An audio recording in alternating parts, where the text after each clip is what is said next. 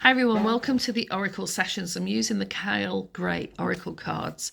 And for anyone who doesn't know me that well or hasn't seen my work, why am I doing Oracle cards? So I've worked in the field of mental health, wellbeing and psychology for over 25 years and studied a range of modalities, NLP, hypnotherapy, EFT, Reiki, quantum healing, and all aspects of mental health from a clinical as well as holistic perspective. And fundamentally, the strand that runs through all that is about helping people to feel more empowered so that they can make choices that benefit them and what their goals and focus is for their own life path. And no one really knows what that is and what that looks like, but it's about moving people from a sense of suffering into a better sense of well-being and even stronger mental health. So the Oracle cards, we know in psychology that in art therapy, for example, we're working with the unconscious mind and we're bringing forward things that sit outside of our awareness.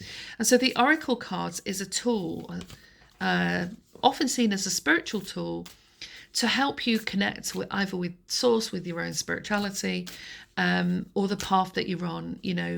Sometimes we like to seek external guidance, but the idea as well is it isn't just about only ever seeking external guidance and validation. It's really about being able to start tuning and giving yourself guidance. But sometimes we need, for a time being on our journey, a tool to help us do that, a tool to help us connect. And in a way, the Oracle cards, by pulling one, means that you really pull your focus in towards one thing. So we live in a very busy, fast-paced world where there are multiple things drawing from our attention and our energy, multiple projects at work, multiple people that we work with if we work in teams, very little time out to sit back and reflect. We're always on a gadget, a laptop, a phone, watching TV, having multiple distractions. But sometimes by turning off absolutely everything, having 5 minutes, 10 minutes to have some time out helps you really start to connect with what you're feeling and what's going on for you. Now, sometimes we use these things externally to avoid some of what we're feeling, because if we haven't learned to trust that all emotions are transitionary and in process, we can be quite frightened of the feelings of overwhelm and stress. But overwhelm and stress is the red light. It's the emergency card to say you need to do something and pay attention to what you're experiencing, because your stress levels are running too high for too long and you need to pull in some tools, get some support, get some help, advice and guidance to help you get back on track. So for someone who I ran multiple projects for years. I used to be able to do many different things at the same time, have family life, go to the gym, run these projects. But everything, when it's out of balance, has a cost. And so a lot of what I do is about helping people recognise where they've got balance and where they're out of balance, and how they can pull things back in balance, as well as then focus on what is important to them, and even review where they're at and if what they're doing is still working, and if not, what needs to change. So the Oracle cards are one tool in my toolbox that helps just slow down for the moment our thinking processes and tune into maybe some deeper facets of what often just passes through. And sometimes we miss opportunities and time with people and time with ourselves because we're so busy. So things can pass us by without realising. And that's the benefit of doing things like art therapies, where you sit down and you scribble, you draw, you do mandala work, you fill in the blanks, you do some art, you focus on one thing, and that one thing then can connect you even to just an inner state of peace and calm, because we need that in our lives. We can't just keep going at this fast pace. So the card I've pulled is abundance is a state of mind. Now, anyone who's been on the internet for the last few years will know that there's a lot of things around the law of attraction around abundance. So the first question to consider is, what does that mean to you? What does abundance mean?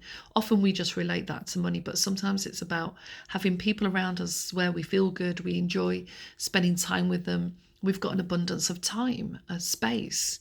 If you've got your own room, your own apartment, then you maybe have abundance of space and you need to start connecting with people. Or you might have abundance of friends and opportunities and you need more space. So it's all about balance. So let's see what this card says. Okay, so before I read the card, I'm wishing everyone lots of abundance and that anything that you need in your life right now comes to you. So connect with yourself, your higher self, your guides, your angels, your ancestors, and connect with yourself and request and call in that you get some support with any aspects of your life that you need that support with. But what's really important is that you get into a sense of balance. Chaos, drama, and issues that are going on in our lives create a kind of static around our energy field and can make it difficult for us to either get these sorts of messages that come through quieter about the walk we need to take, the shop we need to go in, the person we need to call. So slow things down, even in this busy time of the holidays. Create some gaps of time so that you can connect with your own abundance, your own resources, your own source. And everybody's got resources that they can share, and it doesn't have to have anything to do with money. So the question here is, what is true abundance? Don't let your wealth be determined only by your material possessions, but by your happiness, your health, and the people around you, and the inspiration that you hold within. You have more blessings than you may have accounted for. Today you are being encouraged not only to see them, but to also feel grateful for them. You're being guided to see your glass as half full. You are being guided to enjoy the richness of your well-being. You are being guided to let your joy be the energy that draws more reasons to feel abundant. When we're in joy, in a state of flow, then that is a really good state to be in as much as possible. So abundance is a state of mind. If you can switch your thoughts to what you have rather than what you don't have, you'll become a magnet for more blessings, more experience of wholeness through every facet of our being. So we can either choose to focus on lack and the things that aren't working well, or we can choose to focus on what we already have, what we've already created. If you feel rich, your life will reflect it. The universe itself is abundant in nature. It has more than enough to go round. Experiencing blessings and riches won't deprive others of them. In fact, your experience of abundance will hold space for those around you to level up their abundance and their abundance mindset. Therefore, experiencing abundance is purposeful.